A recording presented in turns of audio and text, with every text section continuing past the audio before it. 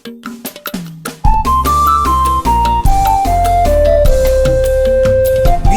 TV yìí mo fẹ́ máa wò, ọ̀rọ̀ tó jẹ ti ń gbèsè mo fẹ́ gbọ́, ètò lóríṣiríṣi wọ́n wà lọ́lọ́kan òjọ̀kan, ìròyìn tó kojú òṣùwọ̀n àtàwọn ọ̀rọ̀ àgbọ́ fi kọ́gbọ́n, eré wọlé fún tẹ̀rù tọmọ tèwe tàgbà ẹ má fi para. BGI TV mo fẹ́ máa wò, ọ̀rọ̀ tó jẹ ti ń gbèsè mo fẹ́ gbọ́, ètò lóríṣiríṣi wọ́n wà lọ́lọ́kan òjọ̀kan, ìròyìn tó kojú òṣùwọ̀n àtàwọn ọ̀rọ̀ àgbọ́ fi kọ́gbọ́n, eré wọlé fún tẹ̀rù tọmọ tèwe tàgbà ẹ má fi para. Àjànàkú kọjá mórí nǹkan fèrè, bàbá rere káwí parí. BGI TV, we are the pace setters.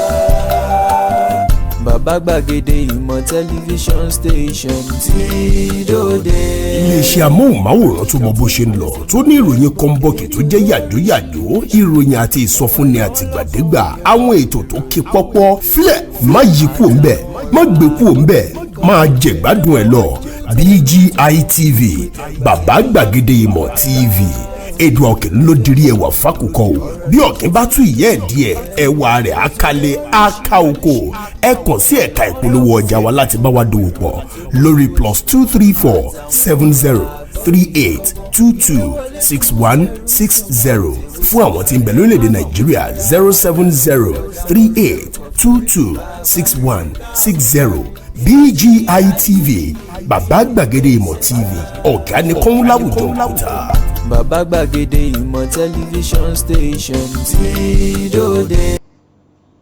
Ojúmọ́ aláyọ̀ yín náà rèé, ṣe bẹ́ẹ̀ kúkú mọ̀ pé ẹ̀lú ló laró ẹ̀tù ló nìbọn, kété ló lomi èjìká sì ló lẹ̀wò. Ẹ̀yin lẹni wá o, àwa náà la ní yín, nítorí ẹ̀yin lè yan wa, àwa lè yan yín. Béèyàn bá jẹ́ tẹni kì í wò kàn ní ẹni. Ẹ káàbọ̀ sórí ètò Ojúmọ́ aláyọ̀ lówùúrọ̀ tòní tí í ṣe ọjọ́ ajé. Gbogbo wa náà láàrá jẹjẹun lọ́ọ̀dẹ̀ yìí àti ibi gbogbo tẹ̀tí láǹfààní àti máa gbọ́ wa. Olúwatóbilọ́ba Fásùgbà lórúkọ mi. Mr Smoothie yìí rèé lórí afẹ́fẹ́, ọmọkùnrin yín lórí mídíà. Ẹ ṣeun. Ọ̀dà láàárọ̀ tòní àfúnyín tán ló ní bẹ̀m̀bẹ̀ yẹkẹ̀. Ṣé mọ̀ pé tí kò yẹ rí bí ò bá sétí lórí orí adà bí àpólàgì, èmi nìkan kọ́ ni mo wà nílé agbára. Ẹ kú kàlẹ̀ o. Tóbi alóyin lóhùn bí èdè mo jẹ́rìí rẹ̀ tó mo kí onílé mo kálejò, mo kí gbogbo ojú tó ń wò mí káàkiri ayé. Èmi náà rèé o, bàbá gbàgede ìmọ̀, ọmọ apẹ̀rẹ̀ lábàjẹ́ ọmọ àgbàkáṣà. Èmi lọ́mọ ẹwú ò máa mẹ́mu ògiri yóò máa jògòǹgò ọ̀pẹ. Èmi lọ́mọ ẹwú kélé mọjá mọ̀rọ̀ ìjẹ̀gbẹ̀sì. Èmi náà ni alóyin lóhùn tí gbogbo yín ti mọ̀ tipẹ́tipẹ́, tí ẹ sì mọ̀ sí bàbá gbàgede ìmọ̀. Akíní ní ojúmọ́ aláyọ̀ ní tòní, òní ní ojúmọ́ aláyọ̀. Mo ṣe ládùúrà pé ilẹ̀ tó mọ́ oníkálùkù wa lónìí ojúmọ́ aláyọ̀ ni. Ojúmọ́ re, ojúmọ́ ayọ̀, òní tó wá jẹ́ ọjọ́ ajé. Àbẹ́ẹ̀ rí báyìí, ení ní ọjọ́ kìíní tí iṣẹ́ bẹ̀rẹ̀ nínú ọ̀sẹ̀ tuntun tí a mú yìí ní agbára Ọlọ́run Elédùmarè. Ọdún yìí, ọ̀sẹ̀ yìí, oṣù yìí yóò jẹ́ oṣù tuntun, yóò jẹ́ ọdún tuntun, yóò sì jẹ́ ọ̀sẹ̀ tuntun ní agbára Ọlọ́run. Tuntun tí mo tó túmọ̀ sí ni pé ohun tuntun mèremère yóò máa wọnú ilé ẹnì kọ̀ọ̀kan wá o. Ẹ wá nǹkan fìdílé tàbí kẹ fìdílé nǹkan, kẹ ẹ jẹ́ jọ túkọ̀ tòní lórí Ojúmọ́ aláyọ̀, ojúmọ́ re. Èmi àtẹ̀jíkẹ́ èmi Olúwatóbi Fásùgbà náà lájọ wà lórí ètò. Àjọ túkọ̀ tòní ní lágbára Ọlọ́run. Ẹ máa gbádùn ètò tòní torí pé èmi náà wà lórí ìjókòó. Wọ́n ń kọ́ èmi náà díẹ̀díẹ̀ ni, mi ò tí ì dàgbà ọ̀jẹ̀ nínú pèdèpèdè. Àwọn aráalé gan-an wọ́n gbà pé àgbà ọ̀jẹ̀ yọ. Èmi náà ṣe bẹ̀rẹ̀ ní agbára Ọlọ́run. Ẹ gbádùn ètò tòní bí òyìnbó bó ti ń gbádùn sìgá. Ẹ ṣáà máa bá wa bọ̀. Ìpele mẹ́ta náà ni lètò Ojúmọ́ aláyọ̀ máa ń pín sí. Àkọ́kọ́ ni pé a máa ń kà fúnra wa ohun tó ṣẹlẹ̀ ní àwọn ojú ìwé ìròyìn káàkiri ní ilẹ̀ Nàìjíríà àti lágbàáyé. Bákan náà ni pé ẹlẹ́ẹ̀kejì òun náà la máa ń sọ fúnra wa àwọn tó ṣẹlẹ̀ tó jẹ́ ìròyìn tó ń lọ lọ́wọ́lọ́wọ́ ní yàjóyàjó. A máa ń ṣàlàyé, a máa ń sọ̀rọ̀ lé lórí lọ́rin kìnìún. Bákan náà ni pé àwọn àyè míì wà lẹ́ẹ̀kọ̀ọ̀kan tí a máa ń dẹ́rìn pòṣónú. Ṣé mo ti sọ pé ní agbára Ọlọ́run láìpẹ́ yìí a sọ di ètò tá a máa gbé àlejò wá. Ení nìyẹn, lẹ́ẹ̀kejì ni pé a sọ dètò tẹ́ ẹ lè máa bá wa sọ̀rọ̀ bá wa ti ṣe, bẹ́ẹ̀ náà lẹ́ máa pè wá wọlé. Ẹ ṣàfọkànbalẹ̀, ó yá ẹ wá nǹkan fìdílé àbí kẹ́ fìdílé nǹkan. Ẹ jẹ́ àjọjẹ̀ gbáládùn ètò tòní. Olúwatóbi bẹ̀rẹ̀ látọ̀dọ̀ rẹ̀, ó yá. Ọ̀dà kó tó di pé a bẹ̀rẹ̀ sí í mu, ẹ má gbàgbé lórí YouTube wa, ẹ̀yin ẹ tẹ Bàbá Gbàgede Ìmọ̀ TV, ẹ rántí subscribe. Bẹ́ẹ̀ bá ti wá subscribe tán, ẹ rí aago kan lẹ́gbẹ̀ẹ́ kan, ẹ tẹ̀ ẹ́. Ìyẹn túmọ̀ sí pé yóò máa ran yín létí gbogbo ìgbà àti lóòrèkóòrè táwọn ètò wa bá ń jáde síta lójú òpó Facebook wa. Ẹ má tún gbàgbé láti tẹ Gbàgede Ìmọ̀ with Aláwìyé Adébáyọ̀ lójú ti Instagram wa.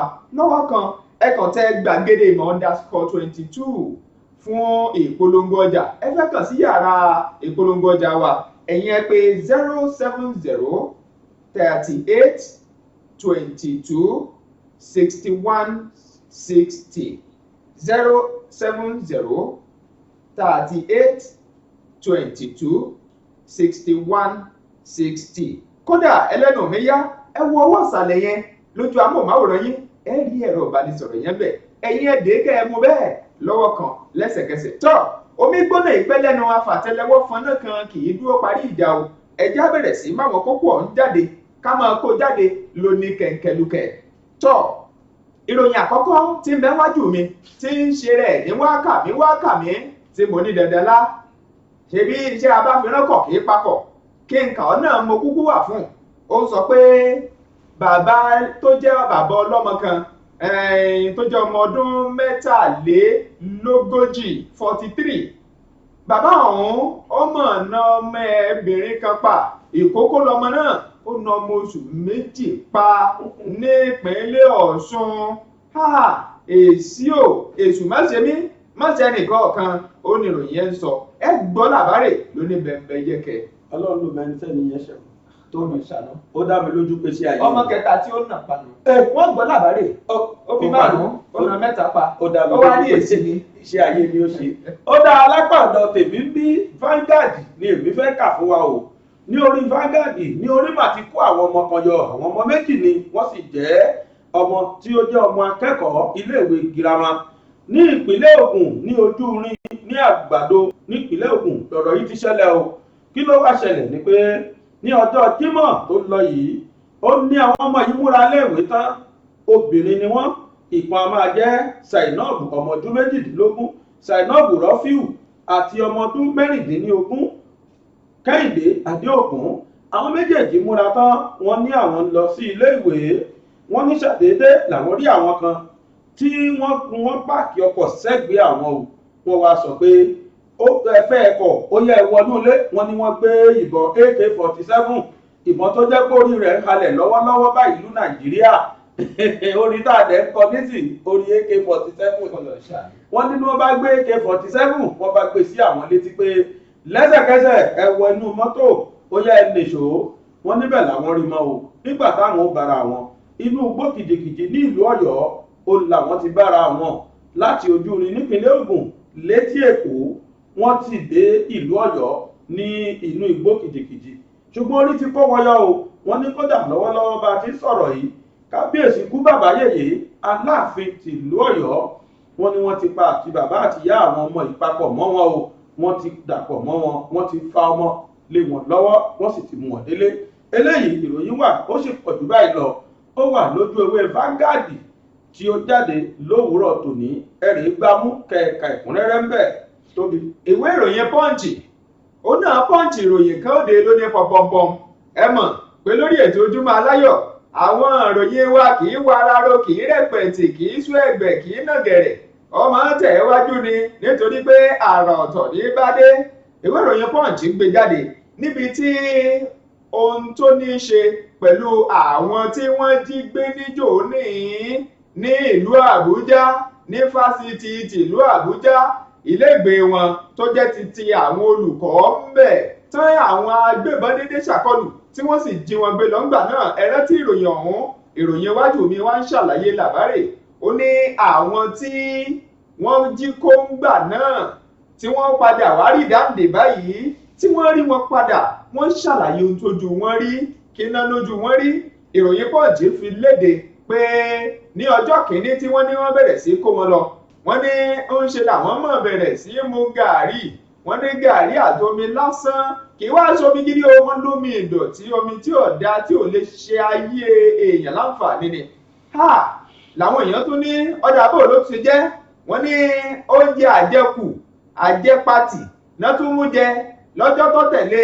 ìròyìn yẹn ṣàlàyé ọ̀rọ̀ pé wọ́n rìn kódà wọ́n ní ohun tójú rí ẹnu ò lè sọ tán ní ìròyìn yẹn sọ. Punch ló tì í ta ò láàárọ̀ tòní kọ́lọ́n kó máa ṣàánú wa lọ́wọ́ àwọn ajínigbé tó jẹ́ pé lọ́tún lọ́sì là ń gbúròó wọn lórílẹ̀-èdè Nàìjíríà. àmì o eléyìí náà tó nínú ìwé Vanguard ni ò bó ti sọ pé Punch ẹ̀ Vanguard fa eléyìí náà síta. tó ìròyìn ayọ̀ rèé fún gbogbo ẹni tí ń sọ pé àwọn fẹ́ gba ìlú ilẹ̀ Yorùbá àti àwọn Biafra tí wọ́n láwọn fẹ́ gbà lẹ̀ Yíbò.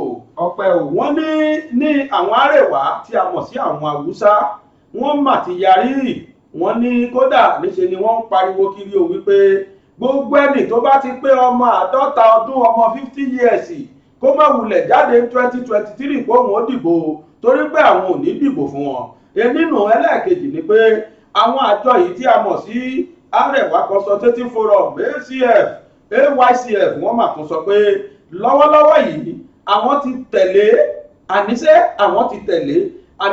àwọn ní ọwọ́ sí àwọn tí wọ́n ń pèpè fún rẹfẹrándọ̀mù fún àwọn tí wọ́n ń pèpè fún ìlú wọn. ẹ jẹ́ á fún wọn rẹfẹrándọ̀mù ẹ jẹ́ á ṣe kí wọ́n rèé dìbò kóníkálùkù do agbára wò tó bá jẹ́ lóòótọ́ làwọn èèyàn wọn fọwọ́ sí wípé káwọn máa lọ ẹ̀ṣẹ̀ra rẹfẹrándọ̀mù fún wọn láwa ń tiwa o rẹfẹrándọ̀mù ni àwa fọwọ́ sí. ó ní àwọn Arewa Youth Consultative Forum àwọn ọ̀jẹ̀wẹ́wẹ́ ti ilẹ̀ Arewa àwọn ni wọ́n sọ bẹ́ẹ̀ o. wọ́n ní nǹkan àkọ́kọ́ táwọn sọ ni pé àwọn ò fọwọ́ sí o kí ọmọ 50 ọdún kan kó tún wá jáde 2023 kó lóun tún gbà kò tí ì dìbò. ẹlẹ́ẹ̀kejì ni pé tí wọ́n pè ní rẹfẹrándọ́ọ̀mù tí àwọn èèyàn ń béèrè fún wọn lẹ́sẹ̀kẹsẹ̀ làwọn fọwọ́ sí. àwọn fọwọ́ sí tilẹ̀ Yorùbá àwọn tó fọwọ́ sílẹ̀ Yíbò nítorí pé rẹfẹrándọ́ọ̀mù tá à ń sọ yìí eléyìí á jẹ́ kí ìjọba alájẹbánu á jẹ́ kó gbómúwọ́ dúró o ní ìlú Nàìjíríà. ìròyìn pàdú báyìí lọ ó sì wà ní ojú ewé Vanguard náà ló fàyọ ní fáfáfá tí ń sọ wípé ẹ sáré o ẹ lé wọn pa ẹ já wọn pa sígbó tóbi. mo gbọ́ nǹkan wí bẹ́ẹ̀ bóyá.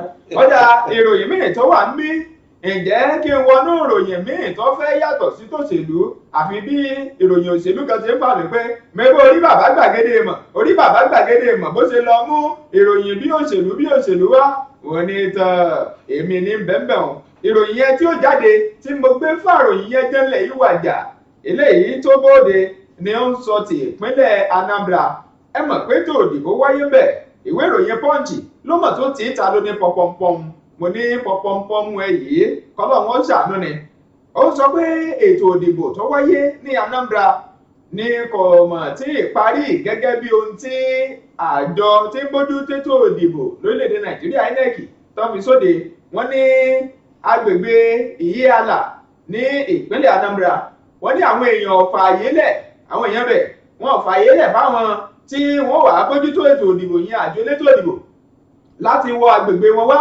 àwọn kan ní bóyá torí ìbẹ̀rù bojo ikọ̀ ti IPOB wọ́n ní bóyá ló fà á tí wọn ò fi fẹ́ kí wọ́n wọlé wá sọ́dọ̀ àwọn kan ní ṣe mẹ́bẹ́ mọ ọ̀rọ̀ ètò ààbò tí ń mẹ́ẹ̀ lórílẹ̀‐èdè Nàìjíríà.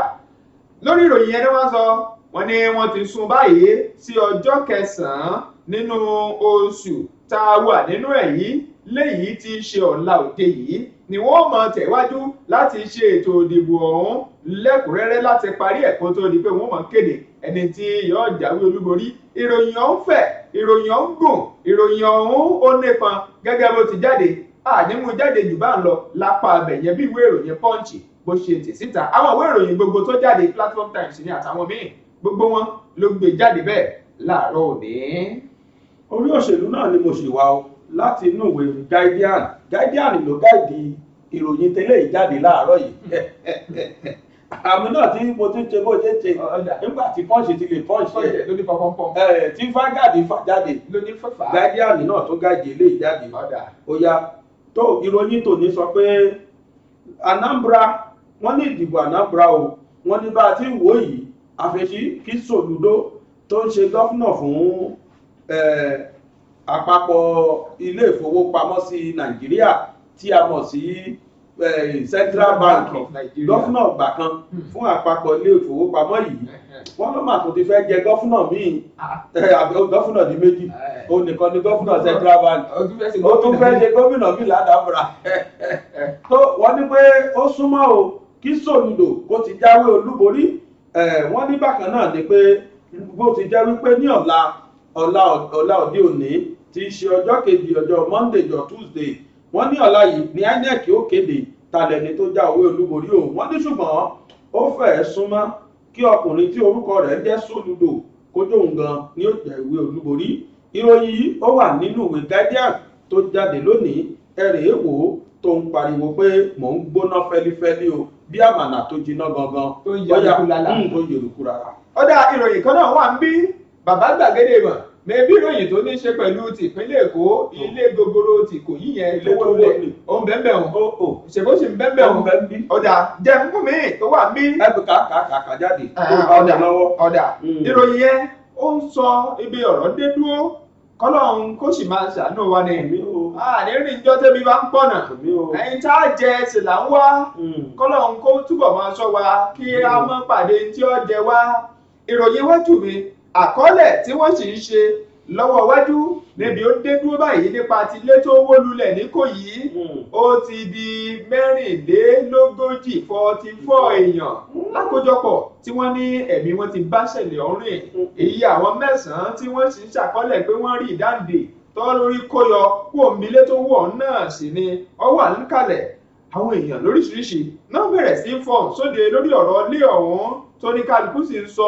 èrò tiẹ̀ kódà ìwé ìròyìn Punch tó gbé jáde ń bí àtàwọn ìwé ìròyìn gbogbo míì ni wọ́n ṣàlàyé bí ọ̀rọ̀ ọ̀hún gan bó ṣe lọ àti bó ṣe rí kò wá mọ́ síbẹ̀ nìkan a rí àwọn kan nínú àwọn ẹ̀rọ ìgbóhùnsáfẹ́fẹ́ kan táwọn náà bẹ̀rẹ̀ sí fọ̀ sóde ọkùnrin kan tiẹ̀ jáde ó ní òun ṣe lórí mọ̀ kó ń yọ ó ní nítorí pé òun ń ṣe ẹlẹ́sìn mùsùlùmí òun ń ṣe ẹlẹ́sìn kìrìsìtẹ́nì ni wọ́n ṣe gba ohun tó sì jẹ́ pé mùsùlùmí ni òun ó sọ̀rọ̀ jáde àmọ́ lórí eléyìí oníròyìn wá dúró ó ní ìjọ wá yẹ ká tó máa fi ọ̀rọ̀ ẹ̀sìn ṣe ohun gbogbo bí àdúpẹ́ torí tiẹ̀ tó kò yọ tọ́ ibi ìròyìn dé dúró nìyí lápá bí ẹ bá fẹ́ wò tán lóní bẹbẹ yẹ kẹ wọnú ìwé ìròyìn tó jáde lóríṣiríṣi wọ́n ṣàlàyé ẹ̀ wọ́n yànnà náà wọ́n nà ń bẹ gidi lóní kọ̀ọ̀kan lówó. tó Guardian náà ló sì gáìdì eléyìí jáde o ní orí ọ̀rọ̀ ilé tó wó yìí náà ni àkọlé eléyìí sọ pé ilé tó máa wó lẹ́kọ̀ọ́ ó mà ti lè dá wàhálà alẹ́ sí ọjà ibi tí wọ́n ti ń ta nǹkan ìkọ́lé àkọ́kọ́ ni pé à ń rí o wípé ó lè jẹ́ kí ọjà nǹkan ìkọ́lé kó bẹ̀rẹ̀ sí ní gbówó lórí gegere o nítorí wípé ilé tí ó wó yìí ó ti fa ìbànújẹ́ bá àwọn tí wọ́n jẹ́ akọ́ṣẹ́mọṣẹ́ àwọn tí wọ́n ń kọ́ ilé àkọ́létà tí a mọ̀ sí professional agents wọ́n ní eléyìí wọn ló ti dá wàhálà lẹ̀ sáré wọn àwọn tí wọ́n sì ń ta nǹkan ìkọ́lé náà wọ́n ní lẹ́sẹ̀kẹsẹ̀ ni wọ́n ti bẹ̀rẹ̀ sí ní gbé owó lé àwọn nǹkan ìkọ́lé wọn o láti lè fi hàn pé kì í ṣe kúrúǹtù kì í ṣe ayédèrú àwọn nǹkan ìkọ́lé ni àwọn ń tà o nítorí pé ọjà yìí ó ti di ọjà onífurasí báyìí tó àwọn nǹkan ìkọ́lé ọjà rẹ̀ ilé tó wó lẹ́kọ̀ọ́ ọjà àwọn nǹkan ìkọ́lé mà tó lè gbówó lórí o ó ní àkọlé ìròyìn tí ó wà ní ojú ewé ifá Guardian tó gáàdì ẹ̀ jáde ẹ̀rẹ̀ kà sí iwájú sí tó ọ̀dà ẹ jẹ́ ká tún lọ. ṣáà ní panumọ́ lórí nọ́ọ̀sì àsìkò mà dé lọ náà ni ẹ jẹ́ ká mo sì fẹ́ máa ní ká jẹ́ ká lọ ká kọ́kọ́ lọ wo ohun tí ẹ̀ka àpolówó ọjà wa ní fún wa tá a bá wá padà dé níta tó nílẹ̀ tó jẹ́ ti ìyànnàná ìròyìn lára àwọn ìròyìn tó jáde á yànnà náà fún yín gẹ́gẹ́ bẹ́ẹ̀ ṣe máa bá a ṣe máa ń ṣe lábala lórí ètò Ojúmọ́ Aláyọ̀ ìyẹn lábala míì nínú ètò yẹn náà ni kó lè máa dùn kí gbọ́ngbọ́n sì lè máa kàn sí ni tọ́ ẹ járòkè lọ́hùn o à ń padà bọ̀. ilẹ̀kẹ̀ pọ̀ ń gbó kí ṣọ̀gbó tó yan kele láàyò ọ̀pọ̀ igi ní ń bẹ ní gbóká tó fi gé ọmọ gbẹ́gbẹ̀dù ilé ìwé Calvary tí ń bẹ ní arépo ọ̀gá ni kọ́ń láwùjọ òkúta mọ́gbà kákọ́ ọmọ ní ìmọ̀ ẹ̀kọ́ ìwé tó yanrantí tí ò lábùlà àní tẹ̀gàn ní ẹ̀ ilé ìwé Calvary ní ẹjẹ́ àgbé fún o yàrá ìkówé sí tó kún fọ́fọ́ fún ojúlówó ìwé yàrá àṣedọ́rawò tó ní àwọn irinṣẹ́ ìgbàlódé tí ìmọ̀ ìjìnlẹ̀ bíbá yàrá ìkàwé tí ń pe ọmọ wá kàmí dánwò ńlọ́bì ìyá ọ̀kẹ́rẹ́ àyè ìgbaniwọlé ń bẹ sí àwọn yàrá ìkàwé bíi ìwé ń derí àbá òṣòfò nursery primary girama kékeré tòun girama àgbà ìjọba lù ló ń tẹ̀ gbà Calvary Group of Schools ń bẹ ní 125 Calvary Avenue Pipeline Àrèpò ìjọba ìbílẹ̀ Ọbáfẹ́mi Owódé ìpínlẹ̀ Ògùn ìkànnì ìbánidọ́rẹ̀ẹ́ wọn rèé o @School Calvary tàbí ìkànnì tọrọ yín léka wọn www.calvarygroupofschools.com ẹ̀rọ ìbánisọ̀rọ̀ tẹ́lẹ̀ kàn sí rèé 08164335641 tàbí 07039884475 Calvary Group of Schools, trusting God.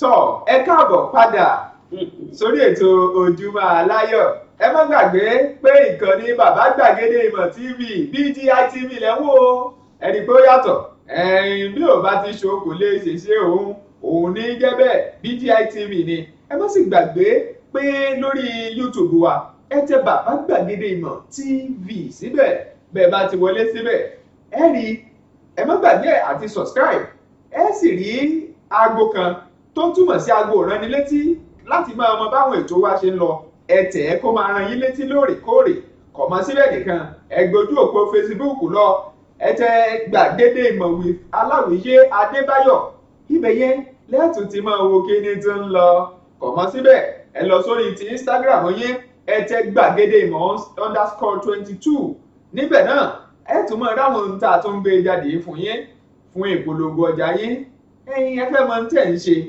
ẹ fẹ́ káwọn èèyàn mọ kí gan lẹ gbé dání tí ẹ pé yóò mọ wà lóka ya wọn láti wá mọ kàn sí yín ìrọ̀rùn ní ẹ tẹ̀ ẹ́ sórí ẹ̀rọ ìbánisọ̀rọ̀ yín ẹ̀rọ ìbánisọ̀rọ̀ tẹ́ láǹfààní àti pé ẹ̀ka ìpolongo ọjà wa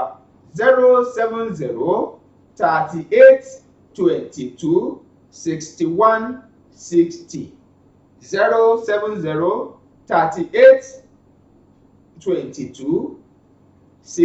07038226160 lọ́wọ́ ọ̀sàlẹ̀ yẹn lórí ẹ̀rọ amóhùnmáwòrán yín ẹ wò ó ẹ rí ẹ̀rọ ìbánisọ̀rọ̀ yẹn bó ṣe ń lọ ẹ tẹ̀ lọ́wọ́ kan lẹ́yìn ọ̀ṣọ́ka tọ́ Bàbá Gbàgede Ìmọ̀ ṣe ohun tó bí jámọ̀ tẹ̀ wájú níbi tí ọ̀rọ̀ wá dé dúró yìí ìròyìn kan wà tá a kà lẹ́ẹ̀kan ìlú Òṣogbo ló ti wáyé nípínlẹ̀ Ọ̀ṣun níbi tí ẹnìkan tó jẹ́ ọmọ ọdún 43 tó ti na ọmọ rẹ̀ pa ọmọ oṣù 2 màlẹ́.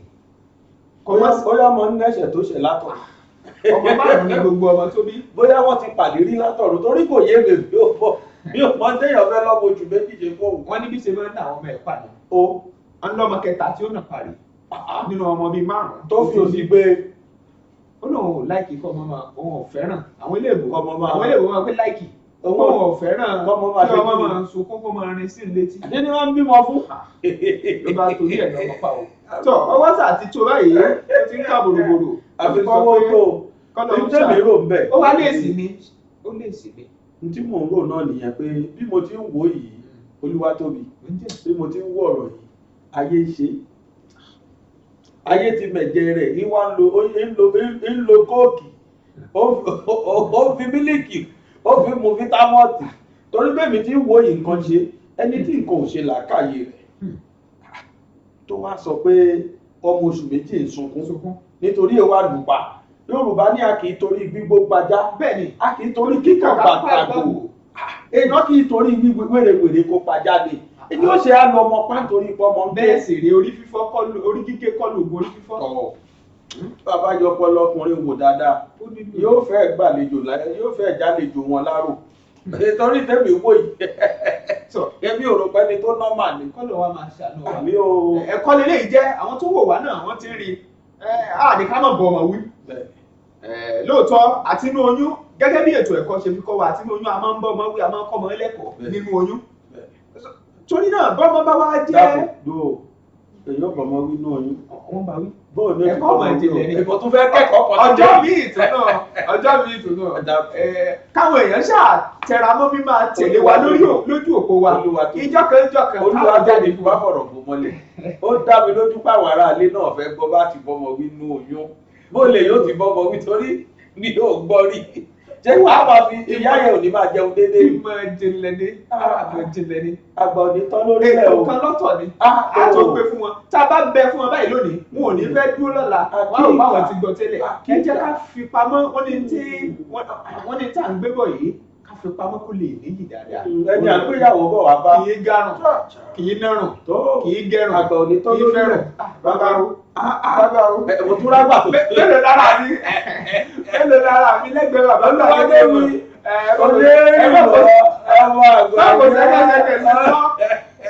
tọ́ ó nìyẹn o ẹni dájú pé ẹ jẹ́ ká mọ ọ̀nà tá a mọ̀ fi bá àwọn ọmọ wa wí torí ọjọ́ ọ̀la ni o ṣe rá àwọn ọmọ wọ̀nyí àwọn náà lọ́jọ́ ọ̀la wa ó ń fúnra ẹ̀ ṣeré ó nílò ìtọ́jú torí kò sẹ́ni tí yóò pè tán tí yóò mọ̀ wúrú wà báwọn. ọlọmọ òun ò fẹ́ kọ́ ọmọ sunkún kí ló bímọ fún kí ni ọmọ wa ń wò ó pàkíní ó pàkejì ó pàkejì nínú ọmọ márùn ìyá náà jẹ̀bi ìyá yẹn jẹ̀bi àwọn kan náà ní kí ìyàwó ẹ̀ wò. ìdíjọ́ ń di àwọn méjèèjì papọ̀ ni etí kì í bá ṣe bẹ́ẹ̀ ni ó ṣe á pọ̀ ọmọ kìíní pọ̀ ọmọ kejì ó wá di kẹta láyé tó gbọ́ nǹkan ṣe àtìyá àtọmọ àtìyá àti bàbá ní nǹkan ṣe wo yá fi ti wọ́n lẹ̀ ilé tí ó wó yìí ilé tó wó yìí ní kò yí lẹ́kọ̀ọ́ ilé yẹn yà mí lẹ́nu wọ́n ló di èèyàn mẹ́rìnlélógójì 44 ọlọ́run má mà jẹ́ àṣírí o ọlọ́run má mà jẹ́ àṣírí o àmì ẹ̀ pọ̀ ó wá sọ ọ̀rọ̀ kan bẹ̀ tó yà mí lẹ́nu ọmọkùnrin kan wáṣẹ́ lọ ó wá ní torí pé òun jẹ́ mùsùlùmí wọ́n ní kóun má òun ò lè gbé wọ́ṣẹ́ pẹlẹsì kejì ni ó yà mí lẹ́nu ẹni tó fẹ́ wá gbàṣẹ́ lọ́wọ́ ẹ̀. mo fẹ́ béèrè kinní kan lọ́wọ́ ọmọ nàìjíríà lónìí èwo ló jẹ́ sí ilé bàbá wa àti kìrìsìtẹ́nì àti mùsùlùmí èwo ló jẹ́ pé ilẹ̀ nàìjíríà méjèèjì ti bẹ̀rẹ̀. ìbéèrè ńlá ni gbogbo wa náà láti wà dáhùn.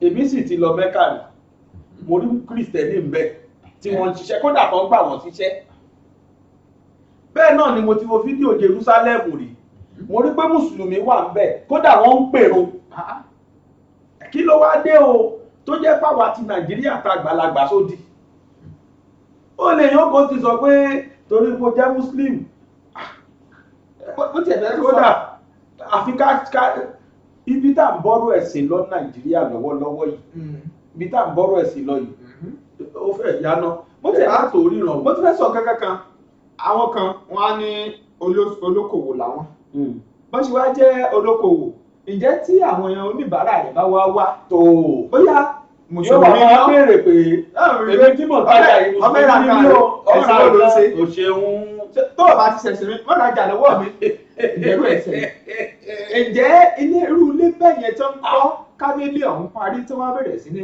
ṣe ohun tó ní ṣe pẹ̀lú okòwò dé níbẹ̀ tó fẹ́ lò fún ǹjẹ́ wọ́n mọ̀ wo àwọn tó wá bó o bá ti jẹ́ lẹ́sìn míì tó yàtọ̀ sí yìí ìyẹn sí yẹn àwọn àdé fún ọ láàyè tọ ẹ̀kọ́ rèé o ẹ má jẹ́ ká máa lo àwọn nǹkan tí ò tó nǹkan wọ́n ní ọ̀gbọ́n rí kú ọkọ ti ràn mọ́ tó ní láti jọ́ tí ọkọ ti kú òun òwẹ̀. kódà mo wo fídíò yẹn ẹ rí fídíò yẹn ní ẹ̀kúnrẹ́rẹ́ nígbà tí n bá ṣe Yorùbá Nation Now lénìí torí mo lọ́rọ̀ sọ sí i ṣùgbọ́n mo fi síkùn nísìnyí ń sọ nígbà tá a bá ṣe fídíò Yorùbá Nation Now ẹ pàdé mi lágbára Ọlọ́run kílẹ̀ tó ṣú lónìí ẹ rí Yorùbá Nation Now o ọ̀rọ̀ tó yẹ kí a jọ bára wa sọ̀rọ̀ lé lórí ni àkọ́kọ́ náà Ọlọ́run ti sọ pé kí ó yẹ lórí ọmọkùnrin òun ẹlẹ́ẹ̀kejì ni pé aláìnílàákàyè ẹ̀dá ló máa sọ pé nítorí pé nìkan iléeṣẹ́ gbàgede ìmọ̀ tí a wà yìí iléeṣẹ́ BGI tí a wà yìí kìrìsìtẹ́nì ń bẹ́ẹ̀ mùsùlùmí ń bẹ́ẹ̀ kílẹ̀sì rẹ kìrìsìtẹ́nì ni mí. ẹ́dítọ̀ wa kírísítẹ̀nì ẹni tó jẹ́ jíngù ẹni ṣe jíngù wa kìrìsìtẹ́nì ni gbogbo pìrìsẹ́ntàs wa pátá lẹ́yìn èmi nìkan kìrìsìtẹ́nì ni gbogbo wọn a sì gba gbogbo wọn tí jẹ́ èmi fúnra mi mùsùlùmí àwa mùsùlùmí méjì péré mẹ́ta la wà ní iléeṣẹ́ bàbá gbàgede mọ̀ a sì ní òṣìṣẹ́ tó 10 sí 11 kìrìsìtẹ́nì ni gbogbo àwọn tó kù ìfẹ́ bára wa lò. ọmọ ayé mi ó yà mí lẹ́nu pé ẹ̀kọ́ rèé o ìjọ wo la tó fẹ́ bọ́ nínú ọmọ afọ̀rọ̀ lẹ́sìn ṣe nǹkan ẹ̀sìn wo ni wọ́n sìn èwo ní tí bàbá tiẹ̀ èwo ni wọ́n dálẹ̀ Nàìjíríà. àgbò òṣèlú wọn gbẹ́sìn wọ́ yàtọ̀ sẹ́lẹ̀yàmẹ̀yà. wo yá fi tí wọ́n yẹn lẹ̀jẹ̀ amú mi. tọ́ ètò ti ẹ̀wọ̀n mi ká sọ̀rọ̀ lé lórí lónìí. nǹkan kan ṣẹlẹ̀ ní ìjọ Jímọ̀. mo gbé ọ̀rọ̀ yẹn wá sínú Yorùbá Nation Now ní ìjọ Sátidé. wọ́n mú àwọn Fúlàní kan bọ́ọ̀sì ńlá gbọ́ọ̀rọ̀ àwọn bọ́ọ̀sì gbọ́ọ̀rọ̀ wọ́n sì kóra wọn tí wọ́n kún bíbà.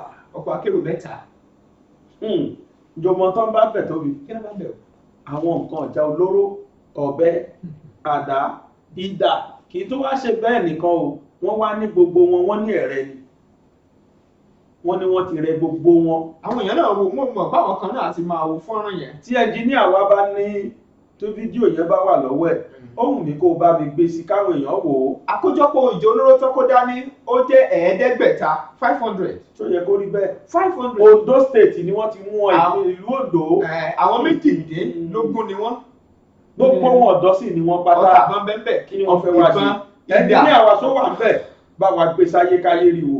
We got credible intelligence that 3 buses are coming into the state. The road was solidly blocked and they came out. So upon investigation, they claimed that the vehicle was loaded with people and weapons and that they were mere drivers and conductor. They don't know who actually loaded them, but when we opened the sack, we found guns in the tiger nuts inside the bag. We find over 500 different types of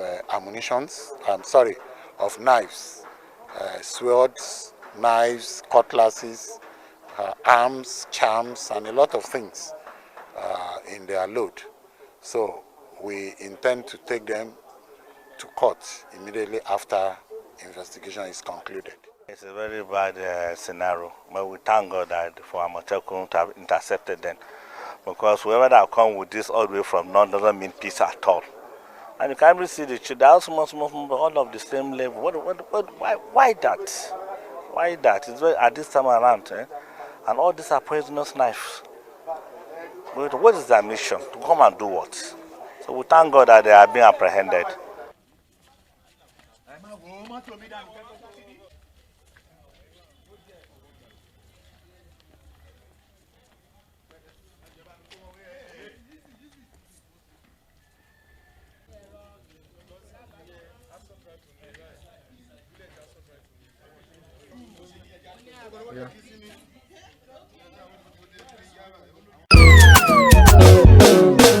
Ilẹ̀kẹ̀ pọ̀ ń gbó kí ṣọ̀gbó tó yan kele láàyò ọ̀pọ̀ igi ní bẹ nígbó ká tó fi gé ọmọ gbẹ́gbẹ̀dù ilé ìwé Calvary tí ń bẹ ní Arépo ọ̀gá ni kọ́ń láwùjọ òkúta mo gbà kákọ́ ọmọ ní ìmọ̀ ẹ̀kọ́ ìwé tó yanrantí tí ò lábùlà àní tẹ̀gàn ní ẹ̀ ilé ìwé Calvary ní ẹjẹ́ àgbé fún o yàrá ìkówé sí tó kún fọ́fọ́ fún ojúlówó ìwé yàrá àṣedọ́rawò tó ní àwọn irinṣẹ́ ìgbàlódé tí ìmọ̀ ìjìnlẹ̀ bíbá yàrá ìkàwé tí ń pe ọmọ wá kàmí dánwò ń lóbi ìyá ọ̀kẹ́rẹ́ àyè ìgbaniwọlé ń bẹ sí àwọn yàrá ìkàwé bíi ìwé ń derí àbá òṣòfò nursery primary girama kékeré tòun girama àgbà ìjọba lù ló ń tẹ̀ gbà Calvary Group of Schools ń bẹ ní 125 Calvary Avenue Pipeline Arepo ìjọba ìbílẹ̀ Ọbáfẹ́mi Owódé ìpínlẹ̀ Ògùn ìkànnì ìbánidọ́rẹ̀ẹ́ wọn rèé o @School Calvary tàbí ìkànnì tọrọ yín léka wọn www.calvarygroupofschools.com ẹ̀rọ ìbánisọ̀rọ̀ tẹ́lẹ̀ kàn sí rèé 08164335641 tàbí 07039884475 Calvary Group of Schools, trust in God.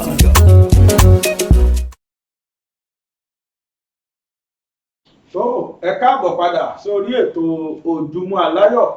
Ojúmọ́ Ire, Ojúmọ́ Aláyọ̀ náà ni ojúmọ́ tó mọ́ wa lónìí. Ní agbára Ọlọ́run náà ní tẹ́ lọ́sẹ̀ yìí, Ojúmọ́ Ayọ̀ ti mọ́ wa, yóò sì ti mọ́ wa jálẹ̀ ọ̀sẹ̀ yìí rèé tóbi.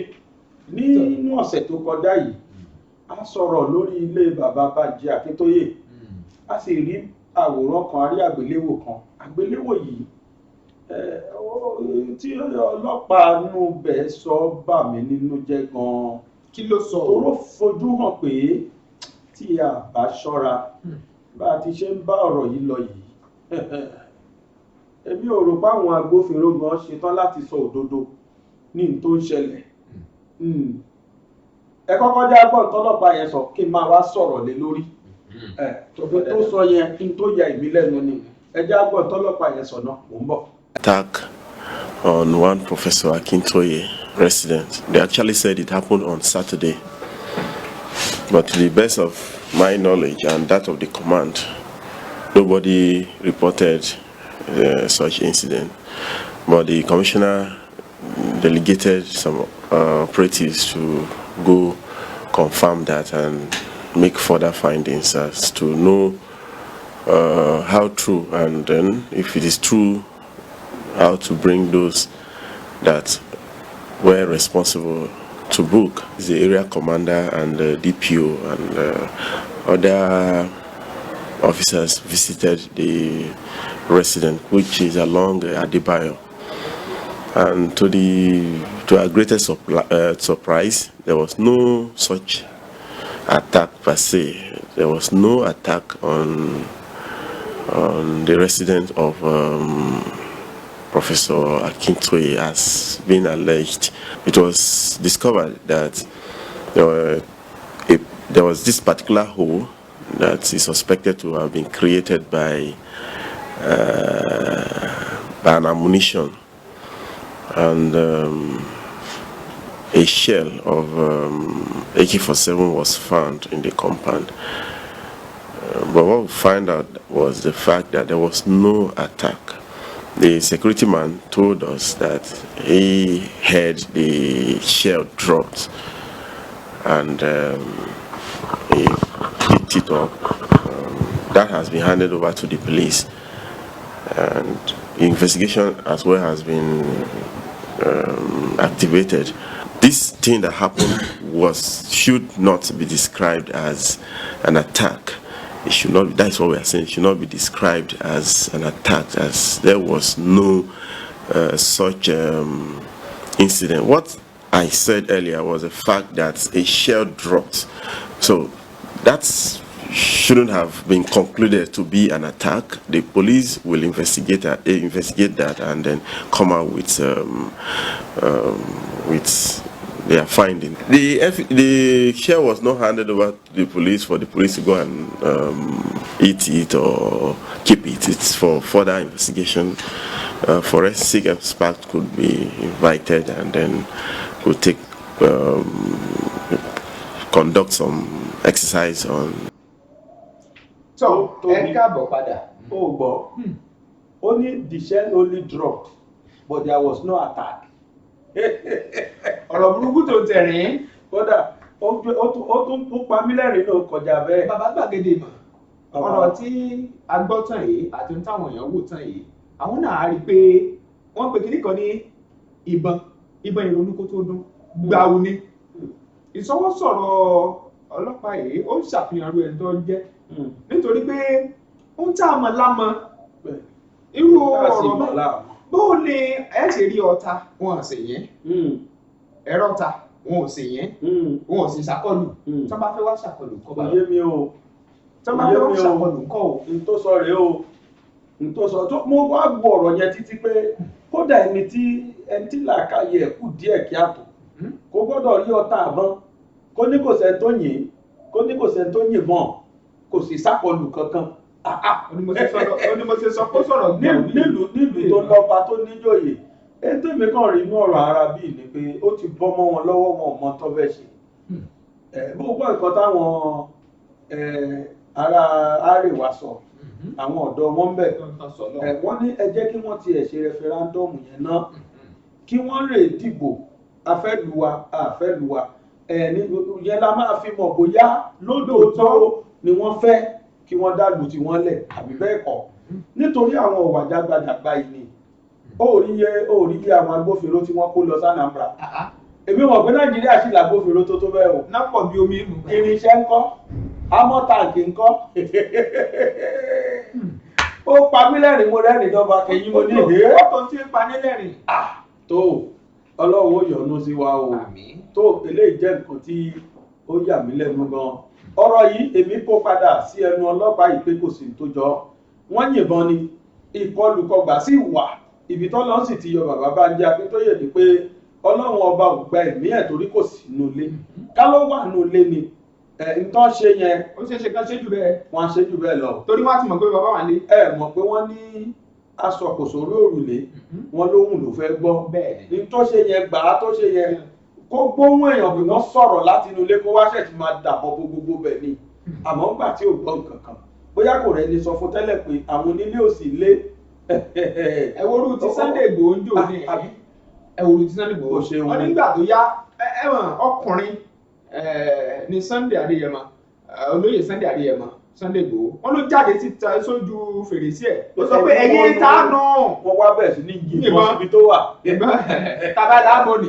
ọ̀la láàbò sóbi àsìkò ń lọ díẹ̀díẹ̀. ọ̀dà ẹja máa ń sẹ́nu lóbi Adédọ̀yè ẹ pàdé bàbá gbàgede ìmọ̀ lórí ètò tó kàn láìpẹ́ láì jìnnà lónìí tẹ́tù ti máa gbọ́ gbáǹkọ́ ọ̀rọ̀ ẹ mọ̀ pé lórí ètò àti lórí ìkànnì bàbá gbàgede ìmọ̀ TV BGI TV àrà ọ̀tọ̀ la máa mú wá nítorí pọ̀tún ọ̀tún lọ́jọ́ yọ ọ̀tún lòrùn ràn bọ́jọ́ bá yọ kúlú ojú máa mọ́ ni tọ́ lórí YouTube wa ẹ mú gbàgbé àti tẹ bàbá gbàgede ìmọ̀ TV ẹ rántí àti subscribe ẹ tẹ aago yẹn tó yọjú bọ́rọ́ lẹ́gbẹ̀ẹ́ kan yẹn ẹ tẹ̀ ẹ́ fún ìránnilétí yín láti mọ̀ wọn báwọn ètò wa ṣe lọ lórí ti Facebook wa ẹ tẹ gbàgede ìmọ̀ with Aláwìyé Adébáyọ̀ lórí ti Instagram wa gbàgede ìmọ̀ _22 fún ẹ̀ka àpolongo ọjà wa ó ṣe pàtàkì ó ṣe kókó nítorí ẹ jẹ́ kọ́mọ tẹ́ ń ṣe ẹ polongo ẹ̀ fáyé ìgbà náà lẹ́yìn yóò tún rí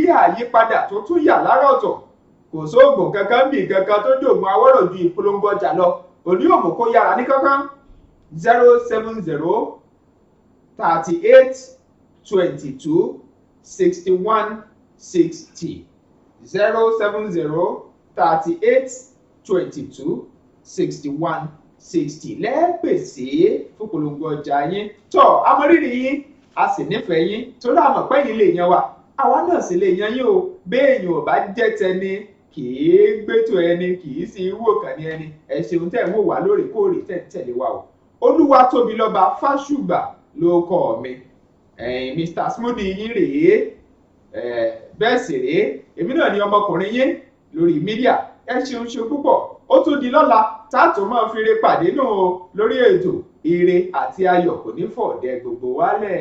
àmì Olúwatóbi tó kì í ṣe ọjà nìkan ni à ń polówó lórí ìkànnì yìí o ẹ̀yin tí ẹ bá ní ìkéde ṣe tàbí ìpolówó tàbí ìkíni pàápàá ẹ ṣáà kàn sí wa bákan náà ni pé ẹ̀yin fẹ́ ṣe ayẹyẹ dáadáa nǹkan rí òkú àgbà ayẹyẹ ìgbéyàwó abẹ́fẹ́ ṣe ìkómọ abẹ́fẹ́ ṣe nǹkan míì tó jẹ́ nǹkan mèremère nǹkan dáadáa tẹ́ ẹ sì fẹ́ kí gbogbo ayé gbọ́ ẹ ṣàgbà wa láago ẹ kàn sí kàn ní wa ẹ bá marketing manager wa lẹ́ẹ̀bá sọ̀rọ̀ tí ó sì máa dá yín lóhùn ní bó ti yẹ owó péréte báyìí náà lẹ́sàn ẹ̀yin ẹ ṣàgbà wa láago tó agbéṣetán agbélọlé àlùkò ṣetán o àlùkò máa ń re ìkósùn tó lékèlékè ṣetán ó ń rèlú kẹfun tó èmi Aláwìyé Adébáyọ̀ Sàbúrì ọmọ bàbá tíṣà lábẹ́òkúta èmi náà sì ṣetán báyìí náà mò ń lọ sínú ọ́fíìsì mi ni o mi ò ṣetán àti wọnú sàárè báyìí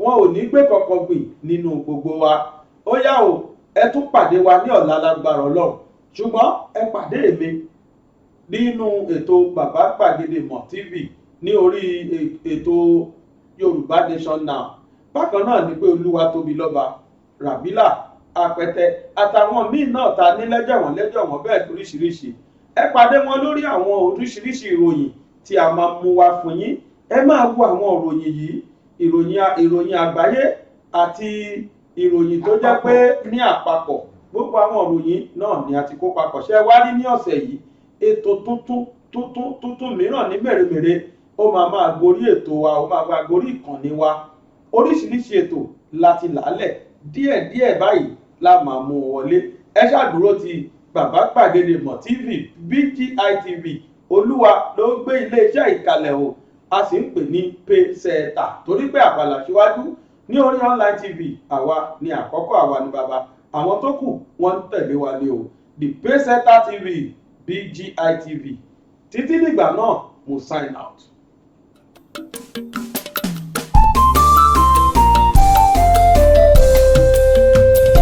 BGI TV yìí mo fẹ́ máa wò, ọ̀rọ̀ tó jẹ tí ń gbèsè mo fẹ́ gbọ́, ètò lóríṣiríṣi wọ́n wà lọ́lọ́kan òjọ̀kan, ìròyìn tó kojú òṣùwọ̀n àtàwọn ọ̀rọ̀ àgbọ́ fi kọ́gbọ́n, eré wọlé fún tẹ̀rù tọmọ, tèwe tàgbà ẹ má fi para. BGI TV mo fẹ́ máa wò, ọ̀rọ̀ tó jẹ tí ń gbèsè mo fẹ́ gbọ́, ètò lóríṣiríṣi wọ́n wà lọ́lọ́kan òjọ̀kan, ìròyìn tó kojú òṣùwọ̀n àtàwọn ọ̀rọ̀ àgbọ́ fi kọ́gbọ́n, eré wọlé fún tẹ̀rù tọmọ, tèwe tàgbà ẹ má fi para. Àjànà kú kọjá mórí nǹkan fèrè, bàbá rere káwí parí. BGI TV, we are the pace setters.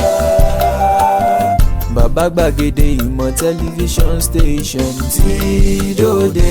iléeṣẹ́ amóhùnmáwòrán tó mọ bó ṣe ń lọ tó ní ìròyìn kọ́ńbọ̀kì tó jẹ́ yàjóyàjó, ìròyìn àti ìsọfúnni àtìgbàdégbà, àwọn ètò tó ké pọ́pọ́ flẹ̀ má yí kúò ń bẹ̀, má gbé kúò ń bẹ̀, máa jẹ̀gbádùn ẹ̀ lọ. BGI TV, bàbá gbàgede ìmọ̀ TV, èdè ọ̀kìn ló dirí ẹwà fákòkò o. Bí ọ̀kìn bá tú ìyẹ́ ẹ̀ díẹ̀, ẹwà rẹ̀ á kalẹ̀ á ká oko. Ẹ kàn sí ẹ̀ka ìpolówó ọjà wa láti bá wa dòwò pọ̀ lórí +234 70 38 22 61 60. Fún àwọn tí ń bẹ lórílẹ̀‐èdè Nàìjíríà 070 38 22 61 60. BGI TV, bàbá gbàgede ìmọ̀ TV, ọ̀gá ni kọ́ń láwùjọ òkúta. Bàbá gbàgede ìmọ̀ tẹlifíṣọ̀n station tí dòde.